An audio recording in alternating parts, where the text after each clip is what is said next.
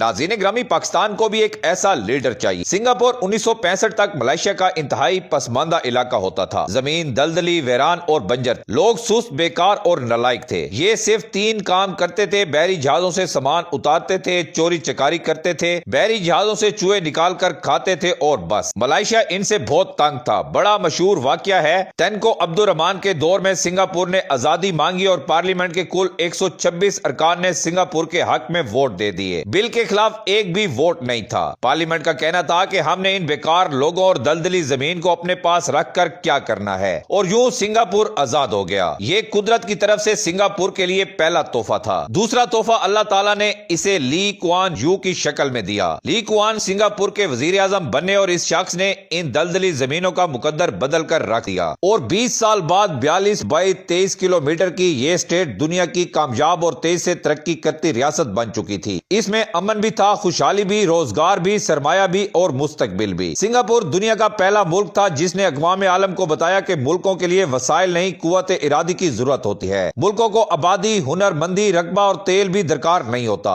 इनमें बस आगे बढ़ने का इरादा होना चाहिए। ली कुआन यू एक पूरी यूनिवर्सिटी थे। इस शख्स ने 2 दहाइयों में पूरी कौम बदल कर रख। यहाँ सवाल ये पैदा होता है कि मगर कैसे उन्होंने ये सब इतनी आसानी के साथ कर लिया। उन्होंने 5 अहम काम किए। वजीर आजम ली ने सबसे पहले मुल्क में अमन कायम कर दिया, मजहब को जाती मसला बना दिया। आप मुसलमान हैं या सिख, ईसाई, बुद्ध या हिंदू, किसी को कोई गर्ज नहीं, मस्जिद के साथ चर्च, मंदिर और टेंपल बना दिया गया और ये ऐलान कर दिया गया कोई शख्स किसी शख्स के मजहब के बारे में सवाल नहीं उठाएगा और एक मजहब का पैरोकार दूसरे मजहब की इबादत गाह में जा सकेगा और इस पर ना कोई एतराज करेगा ना तबलीग। कानून की नजर में सबको बराबर कर दिया। मुल्क में कोई क्लास कल्चर नहीं था, किसी को किसी पर फकीयत नहीं थी, सब बराबर थे और एक थे। मुल्क में हर किस्म के एहतजाज पर पाबंदी लगा दी गई और सड़कें, गलियां और बाजार हर कीमत पर खुले रहेंगे और कोई शख्स किसी के लिए सिक्योरिटी रिस्क नहीं बनेगा। नंबर 3, ली कुआन यू ने चुन चुन कर अहल और ईमानदार लोग अहम ओहदों पर तैनात कर दिए और इन्हें काम करने का भरपूर मौका दिया।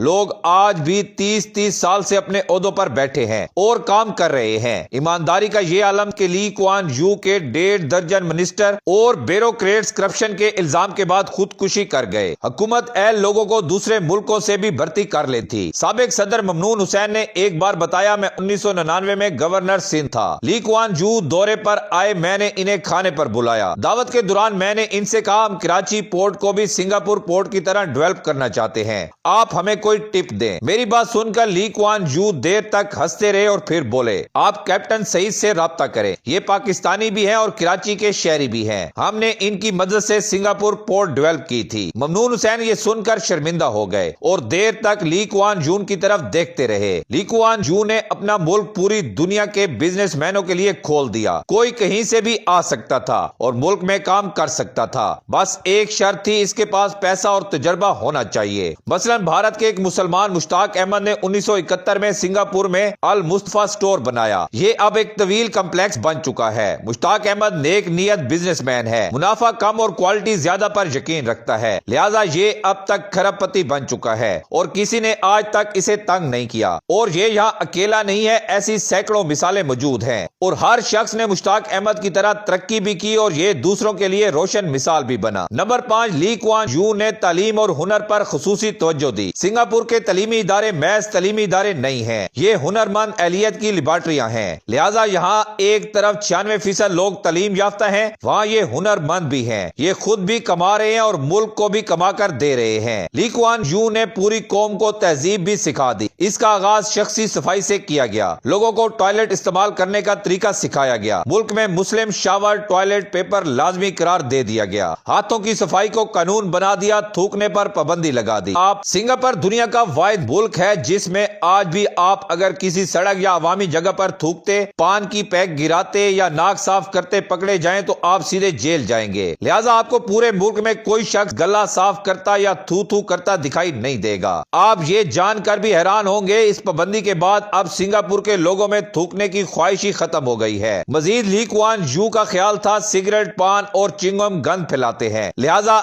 इसने इन पर भी पाबंदी लगा दी। सिंगापुर में सिगरेट बहुत महंगा है और पीने के लिए जगह भी मुख्तस है। अगर कोई शख्स इनके अलावा किसी जगह हाथ में डब्बी या सिगरेट पकड़ कर खड़ा हो तो उसे पुलिस पकड़ लेती है। चिंगम पर आज भी पाबंदी بندی ہے، آپ ملک میں چنگم لا بھی نہیں سکتے۔ نمبر 6، لی کوان یو نے پورے ملک میں انفراسٹرکچر کا جال بچھا دیا۔ سنگاپور میں ہائی ویز، میٹروز اور پل اس وقت بنے جب مشرق میں ان کا تصور بھی نہیں تھا۔ پورے ملک میں پینے کا صاف پانی حکومت سپلائی کرتی ہے، آپ کسی بھی ٹوٹی کا پانی پی سکتے ہیں۔ ILO کی کانفرنس میں 48 ممالک کے وفود آئے تھے، لیکن کسی کے میز پر پانی کی بوتل نہیں تھی۔ پانی کے جگ تھے اور یہ جگ عملاً ٹوٹی سے بھر کر رکھا جاتا ہے۔ ہوٹلوں کے اندر بھی ٹوٹیاں لگی ہیں۔ ایئرپورٹ کے بزنس لاؤنج میں بھی پانی کی بوتلیں نہیں ہوتی۔ بجلی اور گیس کی لوڈ شیڈنگ کا تصور تک نہیں۔ تاہم وسائل کی بچت ضرور کی جاتی ہے۔ فالتو لائٹ اور جلتا ہوا چولہا گناہ سمجھا جاتا ہے۔ اگر اس ملک کو چلانا ہے تو ہمیں لی کوان یو بننا پڑے گا۔ خدا کی پناہ 683 مربع کلومیٹر کے سنگاپور مالیاتی ذخائر